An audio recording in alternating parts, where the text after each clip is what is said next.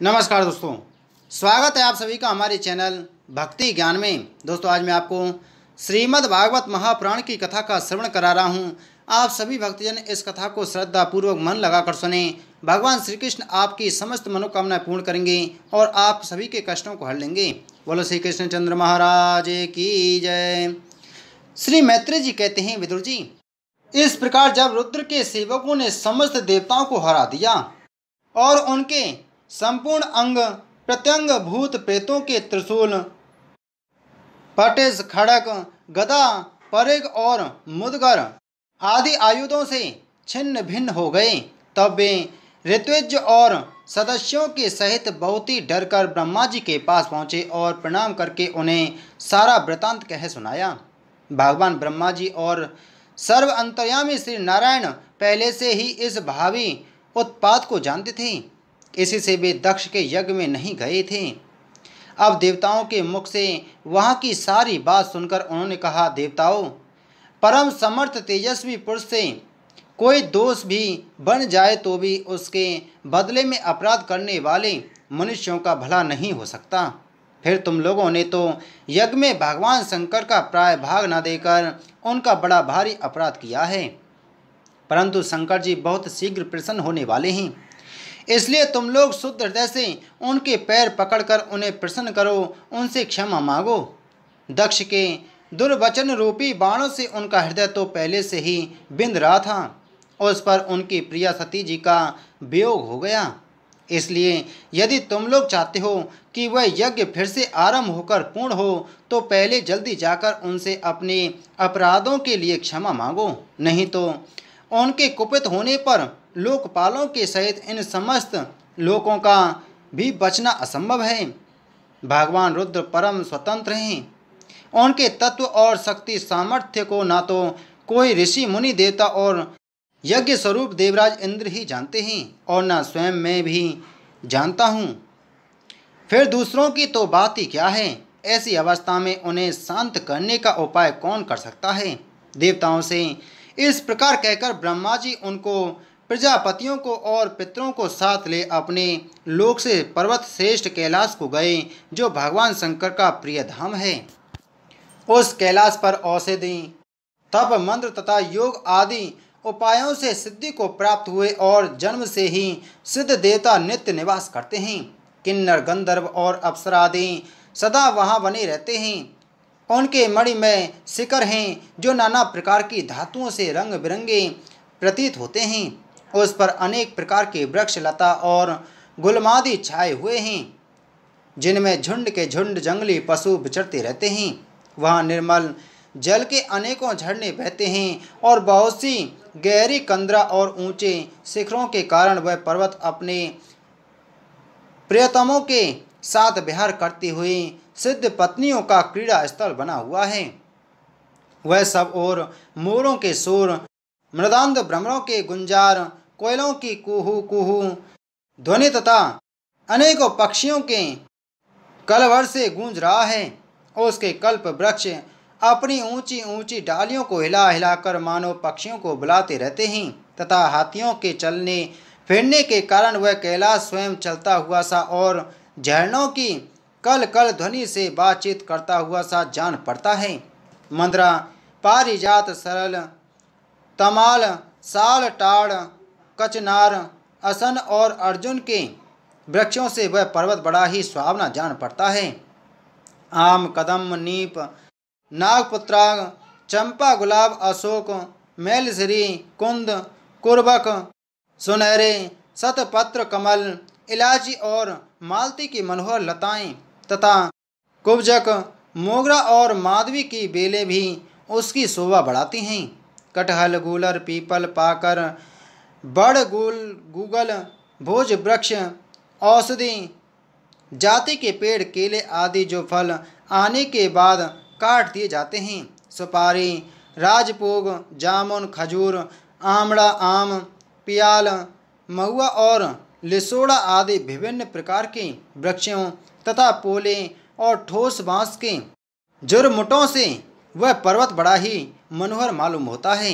उसके सरोवर में कुमुद, उत्पल, कलहर और शतपत्र आदि अनेक जाति के कमल खिले रहते हैं।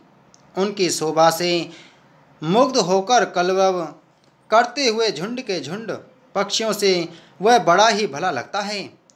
वहाँ जहाँ तहाँ हरिण, बानर, सुअर, सिंह, रीछ, शाही, नील गाय, सरव, बाघ, कृष्ण मृग, भैंसे, कर्णात्र, एक पद, अश्वमुख, भेड़िए और कस्तूरी मृग घूमते रहते हैं तथा वहाँ के सरोवरों के तट पर केलों की पंडतियों के घिरे होने के कारण बड़ी शोभा पाते हैं।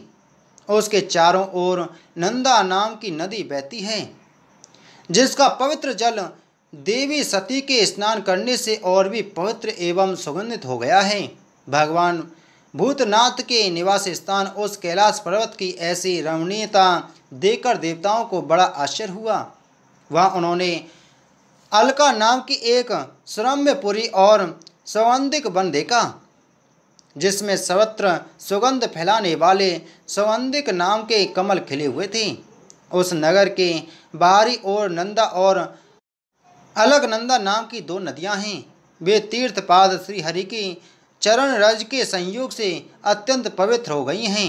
विदुर जी, उन नदियों में रति विलास से थकी हुई देवांगनाएं अपने अपने निवास स्थान से आकर जल क्रीड़ा करती हैं और उसमें प्रवेश कर अपने प्रियतमों पर जल उलीचती हैं। स्नान के समय उनका तुरंत का लगाया हुआ कुछ कुंडकम धुल जाने से जल पीला हो जाता है।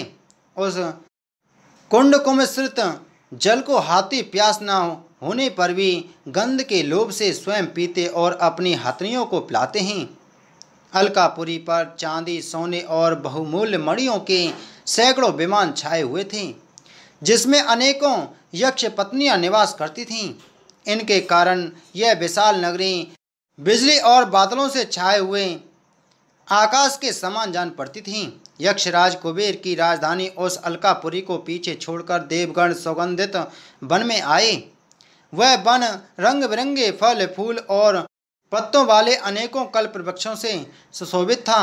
उसमें कोकिल आदि पक्षियों का कलरव और भौरों का गुंजार हो रहा था तथा राजहंसों के परम प्रिय कमल कुसुमों से सुशोभित अनेकों सरोवर थे। वह वन जंगली हाथियों के शरीर की रगड़ लगने से घिसे हुए हरि चंदन वृक्षों का स्पर्श करके चलने वाली सुगंधित वायु के द्वारा यक्ष पत्नियों के मन को विशेष रूप से मथे डालता था। बावलियों की सीढ़ियाँ वैदुर्य मणि की बनी हुई थीं। उनमें बहुत से कमल खिले रहते थे।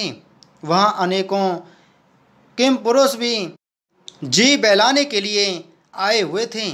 इस प्रकार उस वन की शोभा निहारते वह देवगण कुछ आगे बढ़े, तब उन्हें पास ही एक बट वृक्ष दिखलाई दिया।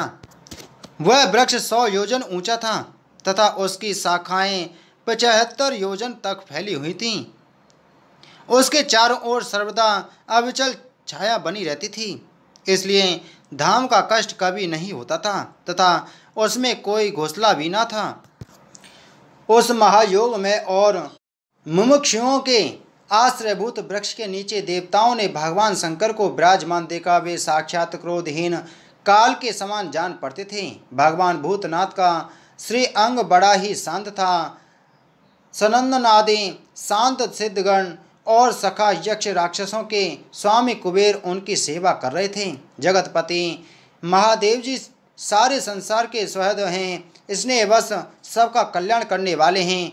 वे लोक हित के लिए ही उपासना, चित्त की एकाग्रता और समाधि आदि साधनों का आचरण करते रहते हैं। संध्याकालीन मेघ की सी कांति वाले शरीर पर वे तपस्वियों के अभीष्ट चिन्ह, भस्म, दंड, जटा और मृग चर्म एवं मस्तक पर चंद्रकला धारण किए हुए थे। वे एक कुशासन पर बैठे थे और अनेकों साधु श्रोताओं के बीच में श्री नारद जी के पूछने से सनातन ब्रह्म का उपदेश कर रहे थे। उनका बायां चरण दाईं जांघ पर रखा था। वे बायां हाथ बाएं घुटने पर रखे कलाइयों में रुद्राक्ष की माला डाले तर्क मुद्रा से विराजमान थे। वे योग पट काठ की बनी हुई थी टेकनी का सहारा लिए एकाग्र चित्त से ब्रह्मानंद का अनुभव कर रहे थे। लोकपालों के सहित समस्त मुनियों ने मन नसीलों में सर्वश्रेष्ठ भगवान शंकर को हाथ जोड़कर प्रणाम किया।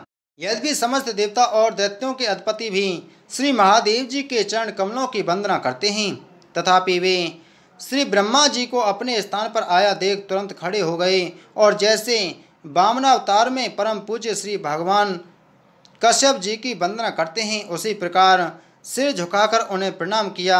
इसी प्रकार शंकर जी के चारों ओर जो महर्षियों सहित अन्य न्याय सिद्धगण बैठे थे उन्होंने भी ब्रह्मा जी को प्रणाम किया। सबके नमस्कार कर चुकने पर ब्रह्मा जी ने चंद्रमौली भगवान से जो अब तक प्रणाम की मुद्रा में ही खड़े थे हंसते हुए कहा। श्री ब्रह्मा जी ने कहा, देव मैं जानता हूँ आप संपूर्ण जगत के स्वामी हैं, क्योंकि विश्व की यौन शक्ति प्रकृति और उसके बीज शिव पुरुष से परे जो एक रस पर ब्रह्म हैं वह आप ही हैं। भगवान आप मकड़ी के समान ही अपने स्वरूप भूत शिव शक्ति के रूप में क्रीड़ा करते हुए लीला से भी संसार की रचना पालन और संहार करते रहते हैं।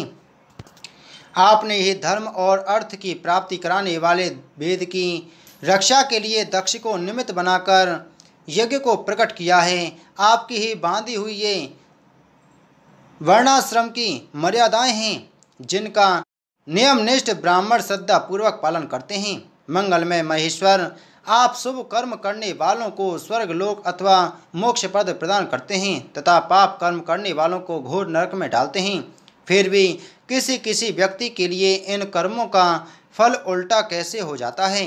जो महानुभाव आपके चरणों में अपने को समर्पित कर देते हैं, जो समस्त प्राणियों में आपकी ही झांकी करते हैं और समस्त जीवों को अभेद दृष्टि से आत्मा में ही देखते हैं, वे पशुओं के समान प्राय क्रोध के अधीन नहीं होते। जो लोग वेद बुद्धि होने के कारण कर्मों में ही आसक्त हैं, जिनकी नीयत अच्छी नहीं है, दूसरों की उन्नति देखकर जिनका चित्त रात दिन कुड़ा करता है और जो मर्मवेदी अज्ञानी अपने दुर्वचनों से दूसरों का चित्त दुखाया करते हैं, आप जैसे महापुरुष के लिए उन्हें भी मारना उचित नहीं है, क्योंकि वे बेचारे तो विधाता के ही मारे हुए हैं। देवदेव भगवान कमलनाभ की प्रबल माया से मोहित हो जाने के कारण यदि किसी पुरुष की कभी किसी स्थान में वेद बुद्धि होती है तो भी साधु पुरुष अपने परम दुख कातर स्वभाव के कारण उस पर कृपा ही करते हैं। देववश जो कुछ हो जाता है वे उसे रोकने का प्रयत्न नहीं करते। प्रभु आप सर्वज्ञ हैं। परम पुरुष भगवान की दुस्तर माया ने आपकी बुद्धि का स्पर्श ही नहीं किया है। अतः जिनका चित्त उनके वशीभूत होकर कर्म मार्ग में आसक्त हो रहा है, उनके द्वारा अपराध बन जाए तो भी उन पर आपको कृपा ही करनी चाहिए। भगवान आप सबके मूल हैं। आप ही संपूर्ण यज्ञों के पूर्ण करने वाले हैं। यज्ञ भाग पाने का भी आपको पूरा अधिकार है।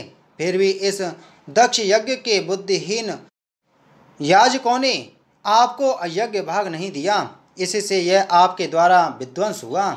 अब आप इस संपूर्ण यज्ञ का पुनरुद्धार करने की कृपा करें। प्रभु ऐसा कीजिए जिससे यजमान दक्ष फिर जी उठें, भग देवता को नेत्र मिल जाए, भृगु जी के दाढ़ी मूंछ आ जाएं और पूषा के पहले के ही समान दांत निकल आएं। रुद्रदेव अस्त्र शस्त्र और पत्थरों की बौछारों से जिन देवता और ऋषित्वजों के अंग प्रत्यंग घायल हो गए हैं, आपकी कृपा से वे फिर ठीक हो जाएं। यज्ञ संपूर्ण होने पर जो कुछ शेष रहे वह सब आपका भाग होगा। यज्ञ विध्वंसक आज यह यज्ञ आपके ही भाग से पूर्ण हो। बोलो श्रीमद् भागवत महापुराण की जय। बोलो श्री कृष्णचंद्र महाराज की जय।